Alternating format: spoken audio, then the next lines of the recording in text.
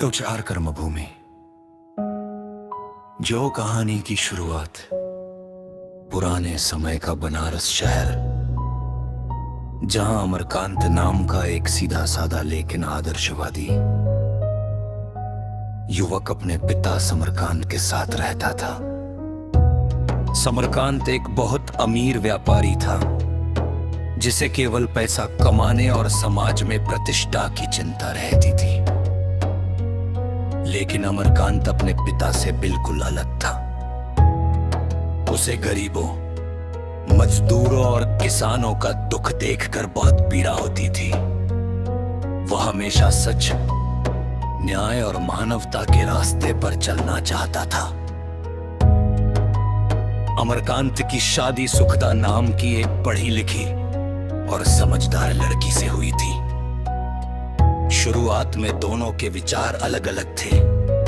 सुखदा को आरामदायक जीवन पसंद था, जबकि अमरकांत समाज सेवा में विश्वास करता था।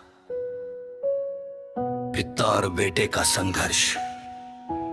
समरकांत चाहता था कि अमरकांत व्यापार संभाले और धन कमाए, लेकिन अमरकांत गरीबों की मदद करना चाहता था। धीरे धीरे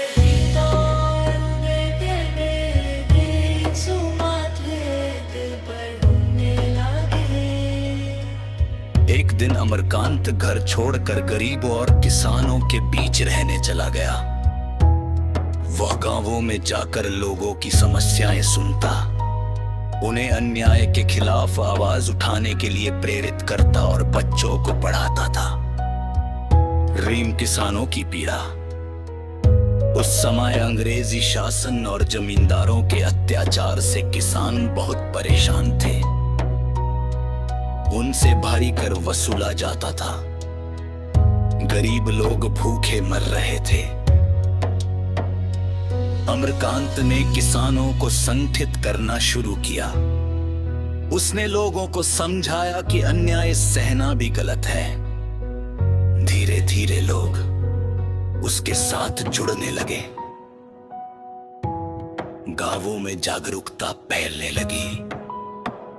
सुखदा का परिवर्तन। शुरुआत में सुखदा को अमरकांत का रास्ता पसंद नहीं था। उसे लगता था कि समाज सेवा से घर नहीं चलता। लेकिन जब उसने गरीबों की हालत देखी, तब उसके विचार बदलने लगे।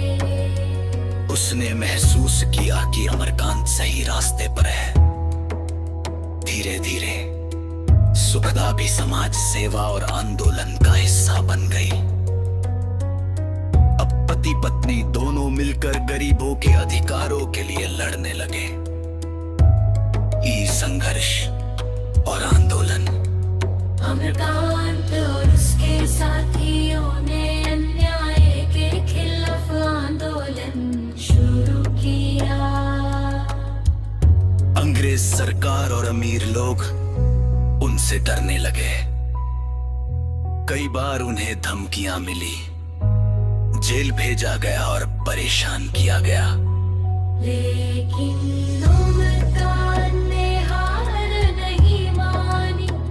उसका माना था कि सच्चाई और न्याय के लिए संघर्ष करना ही इंसान का सबसे बड़ा धर्म है।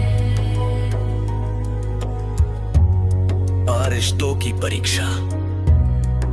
समाज सेवा के रास्ते में अमरकांत को बहुत दुख और संघर्ष झेलने पड़े। परिवार से दूरी, गरीबी और समाज की आलोचनाएं उसे कमजोर करने लगी। लेकिन सुखदा हमेशा उसके साथ खड़ी रही। अब दोनों का रिश्ता पहले से ज्यादा मजबूत हो चुका था। शो कहानी का संदेश।